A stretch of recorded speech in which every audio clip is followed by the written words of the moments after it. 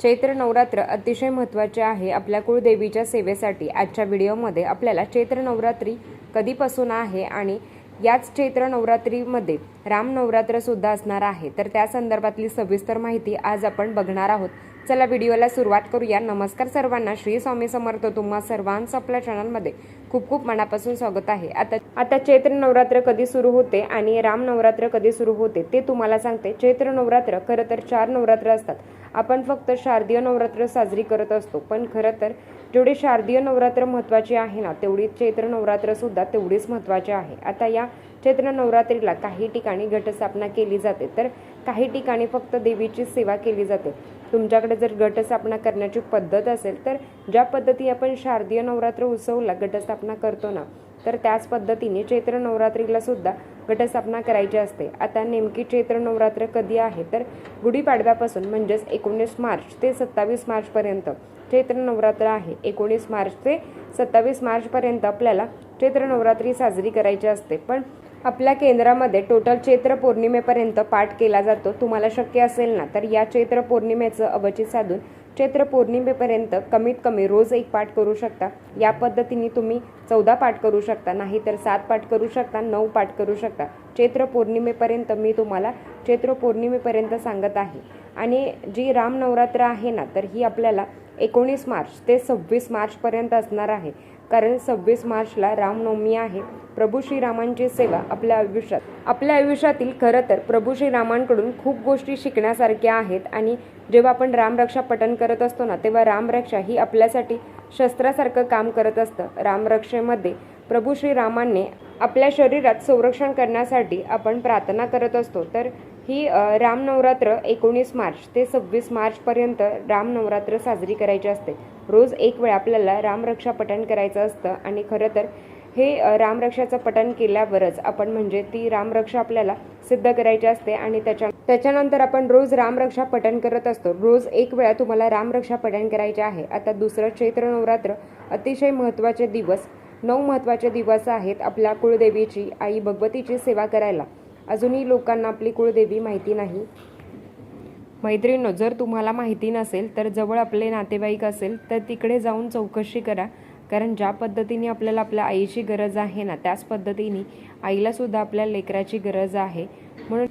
म्हणून हे चैत्र नवरात्र खूप महत्त्वाचे आहे आपल्याला आपल्या आई भगवतीची सेवा करण्यासाठी।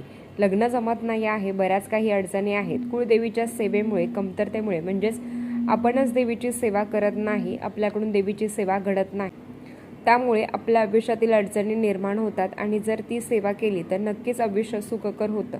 या 9 दिवसाच्या कालावधीमध्ये किंवा जर तुमच्या जवळपास केंद्र असेल तर रोज तुम्ही केंद्रात जा। सामूहिक दुर्गा सप्तशती पारायण खरं तर ते आता सुरू झालेलं आहे, कारण काही योद्धा आहेत ते थांबण्यासाठी परमपूज्य गुरुमाऊलींनी ही सेवा दिलेली आहे। पण नवरात्रीचं अवचित साधून तुम्ही सामूहिक पारायण करू शकता किंवा रोज 2-2 अध्याय तुम्ही पठण करू शकता। या नवरात्रीत तुमचा एक तरी पाठ होईल।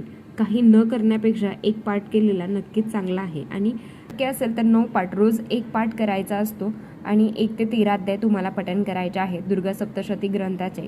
सगळं ज्या पद्धतीने शारदीय नवरात्र उत्सवमध्ये दिव्या कवचपासून सुरुवात करायचं ते क्षमापदान स्तोत्रमपर्यंत हे तसंच तुम्हाला करायचं आहे। सगळं तुम्हाला वाचायचं आहे। किंवा जेव्हा तुम्ही रोज एक पाठ करता आणि जर रोज म्हणजेच एक पाठ म्हणजे संपूर्ण पारायण तुम्ही करता आणि आता ज्यांना तेही करणं शक्य होत नाही, तर त्यांनी काय करावं, रोज 2-2 अध्याय पठण करावे।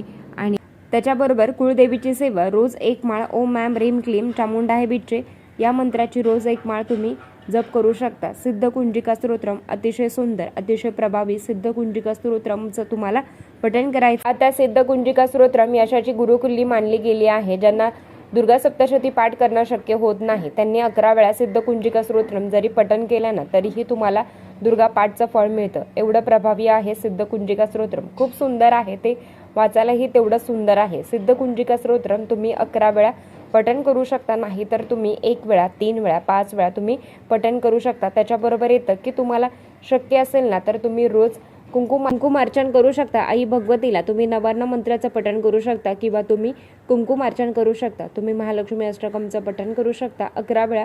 महालक्ष्मी अष्टकम 9 दिवस सुंदर सेवा आहे।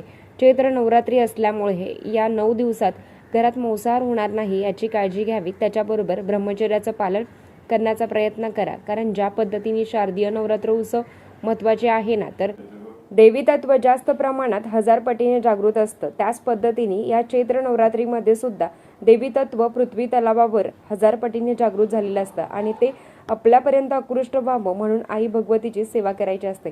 घरात काही नियमांचं पालन करायचं असतं. आता तुमच्याकडे जर घटस्थापना करायची पद्धत असेल तर अतिशय उत्तम. आमच्याकडे ती पद्धत नाही आहे.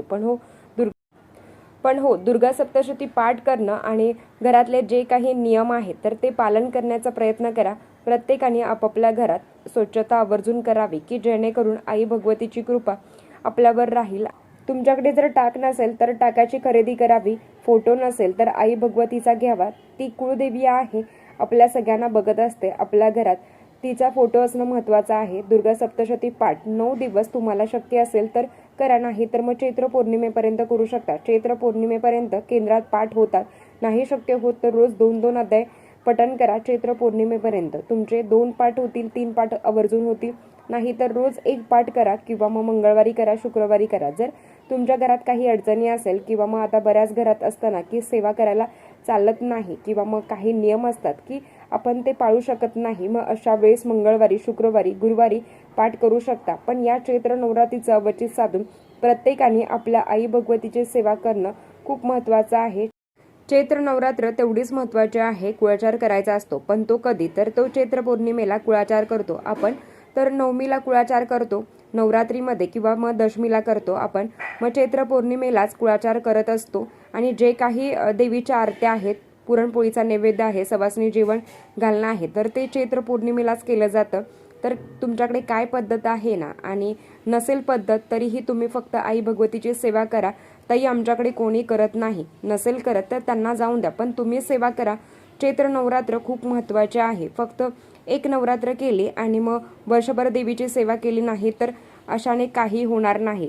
अडलेली कामं मार्गी लागणार नाहीत, अडचणी कमी होणार नाहीत. तर या गोष्टी करणं खूप महत्त्वाचं आहे की जेणेकरून मग आपलं पण आयुष्य सुखकर होईल. सांसारिक आयुष्य सुखकर होण्यासाठी कुळदेवीची सेवा, कुळदेवाची सेवा खूप महत्त्वाची आहे. तर मी हे चैत्र नवरात्रीचं अवचित साधून सगळ्यांनी श्री दुर्गा सप्तशती ग्रंथाचं पारायण करा.